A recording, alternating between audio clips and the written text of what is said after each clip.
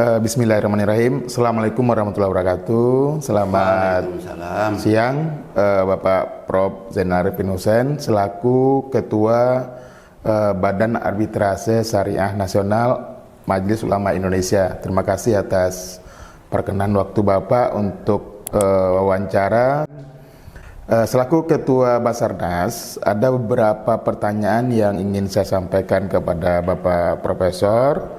Nah, yang pertama adalah mohon dijelaskan apa Basarnas itu secara fungsi dan tugasnya, Pak Profesor.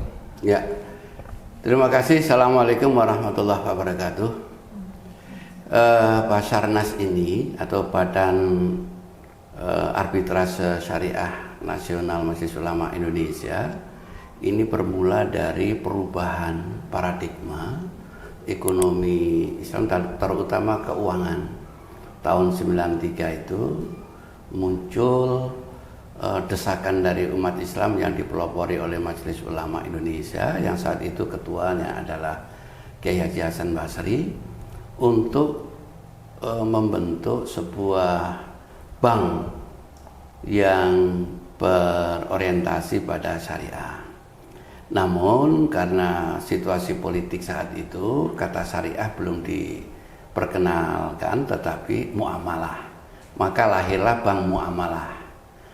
Dengan kelahiran Bank Muamalah, maka paradigma berhukum yang didasarkan pada Islam itu mulai terlihat dan mulai mendapatkan pengakuan secara nasional oleh negara. Disinilah muncul transformasi hukum dalam perspektif penormaan, sehingga politik hukum terhadap ekonomi syariah itu justru muncul pada zaman itu.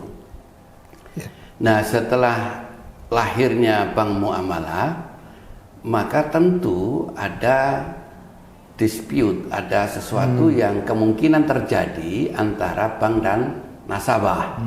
Maka dibentuklah Badan Arbitrase Muamalah saat itu. Nah, badan ini kemudian yang akan menyelesaikan sengketa, dan para tokohnya saat itu adalah ada Abdurrahman Saleh, ada Pak Hartono Marjono, dan seterusnya. Banyak sekali tokoh-tokoh saat itu yang memberikan dukungan terhadap lahirnya Badan Arbitrase Muamalah. Sejak 2003, ketika Majelis Ulama ada Munas, maka sengketa yang terkait dengan pelaksanaan Bank Muamalah atau Bank Syariah itu kemudian diambil alih oleh Majelis Ulama, karena ini menjadi sebuah ikon untuk umat. Jadi ekonomi Islam, ekonomi syariah kemudian menjadi ikon, karena sudah mendapat dukungan yang kuat sekali dari negara. Lahirlah berbagai undang-undang yang terkait dengan perbankan syariah itu pada tahun kemudian. Artinya sejak 2003 maka Bank Muamalah dengan sengketanya adalah Badan Arbitrase Muamalah diubah menjadi Badan Arbitrase Syariah Nasional, sifat nasionalnya. Kemudian ini karena kaitan dengan MUI, makanya Majelis Ulama Indonesia, karena MUI itu adalah sebuah organisasi kumpulan dari organisasi umat Islam, sehingga disitulah kemudian representasi representasi pandangan umat dan praktek dari ekonomi itu menjadi nyata. Kemudian terkait dengan ini, maka perkembangan selanjutnya adalah keberanian negara untuk menetapkan pengadilan agama di pasal 49 ayat 49 huruf I, itu menetapkan bahwa pengadilan agama memiliki kewenangan absolut kaitannya dengan penyelesaian sengketa ekonomi syariah. Itu 2006.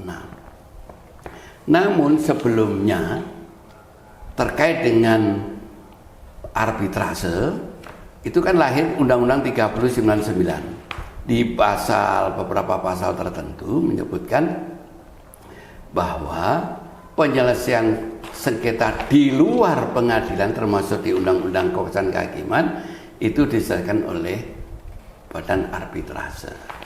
Tadi kaitannya dengan syariah, maka padanannya adalah bahwa boleh di luar pengadilan yang ekonomi syariah itu oleh badan arbitrase. Disinilah kemudian ada relasi positif antara politik hukum, penormaan hukum dengan praktek hukumnya, dan dukungan umat yang terwakili oleh Majelis Ulama Indonesia. Nah, sekarang gitu. Ya, baik Prof, saya lanjutkan. Jadi dalam ekonomi syariah, Basarnas diberi mandat untuk menyelesaikan sengketa syariah. Ya.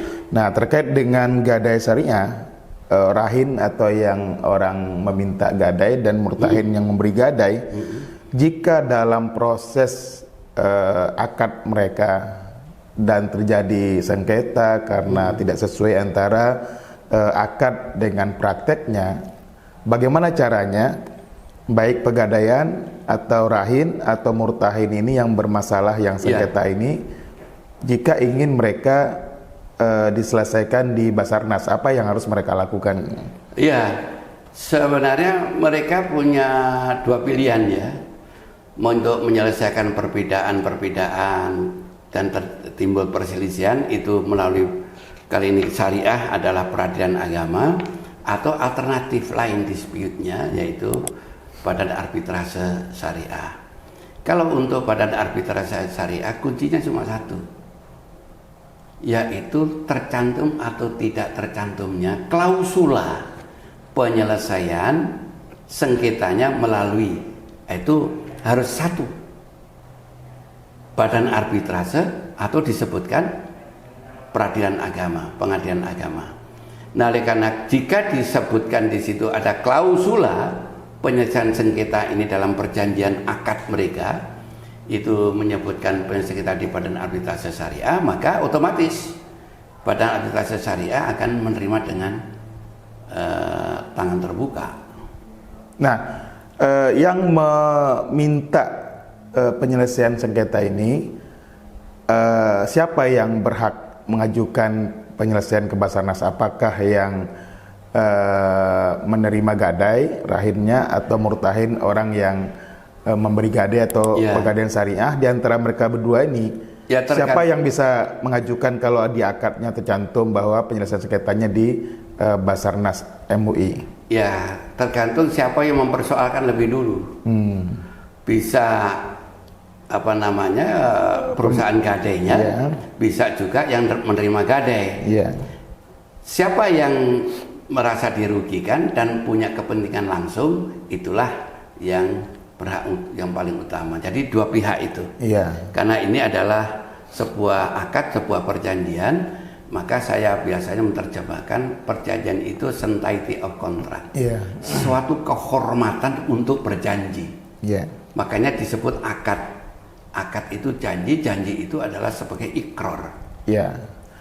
Seperti yang Profesor jelaskan bahwa baik yang menerima gadai atau yang memberi gadai itu kedua-duanya punya hak untuk mengajukan ke Basarnas. Betul. Nah, setelah mereka mengajukan ke Basarnas, proses penanganan di Basarnas agar mereka ini mendapatkan penyelesaian yang sesuai dengan maqasid syariah, artinya agar sesuai dengan hati, agama, ajarannya dan selesai secara damai. Nah, kira-kira apa yang biasanya ditawarkan oleh Basarnas kepada mereka? Ya, jadi gini, sebenarnya kalau konteksnya tadi maqasid syariah, ini kan katanya hifdzul mal ya, menjaga agar harta itu bisa termanfaatkan, mendapatkannya secara halal, memanfaatkan secara wajar gitu kan, sehingga keseluruhnya itu mendapatkan barokah dari Allah Subhanahu wa taala.